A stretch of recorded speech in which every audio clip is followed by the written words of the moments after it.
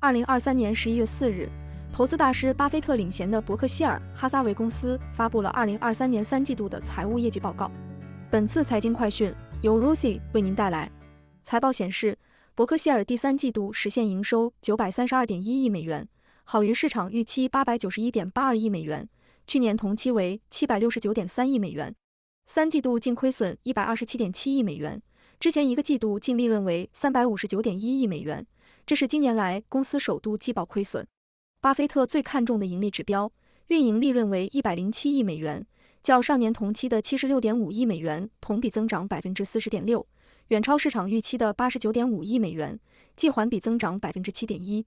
其中，三季度保险承销运营利润24.2亿美元，季环比增长94%，保险投资运营利润24.7亿美元，季环比增长4.3%，其他控股业务运营利润33.4亿美元，季环比下滑4.6%，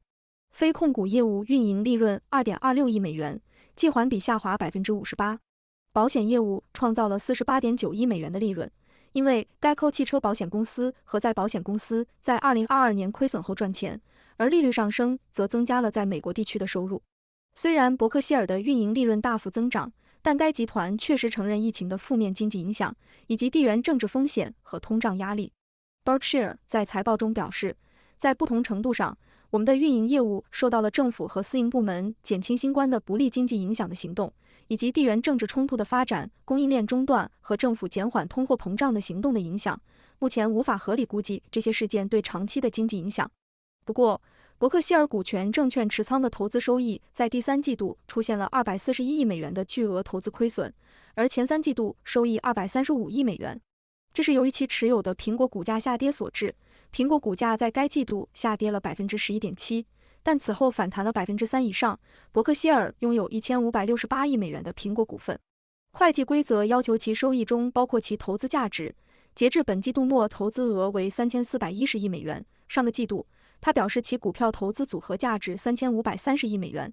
用投资与衍生品损益加上运营利润后得出的归属于伯克希尔股东在三季度净亏损127.7亿美元，而前三季度净利润586.5亿美元，去年三季度亏损27.98亿，去年前三季度为净亏408.4亿美元。伯克希尔哈撒韦公司强调，单一季度的投资损益数额通常不具备意义，而相应的每股净利润数据可能误导那些对会计规则知识浅薄或完全无知的投资者。沃伦·巴菲特鼓励投资者专注于伯克希尔旗下各控股业务的运营成果，这包括保险、铁路、公用事业、能源及零售等领域的表现。在股价创历史新高的本季度，伯克希尔的股票回购步伐有所放缓。第三季度，公司在回购自身股票上的支出约为11亿美元，相比第二季度的14亿美元下降了21%，使得今年前9个月的总回购额累计达到约70亿美元。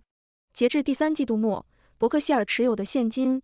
等价物以及短期美国国债的总额达到了创纪录的1572.4亿美元，相比一季度末的1306亿美元增长了6.67%，即增加了98.4亿美元。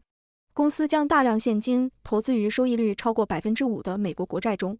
伯克希尔的股权投资组合的公允价值有78%集中在5大投资公司上，这5大持股包括苹果、美国银行、美国运通、可口可乐和雪佛龙，持股结构未发生变动。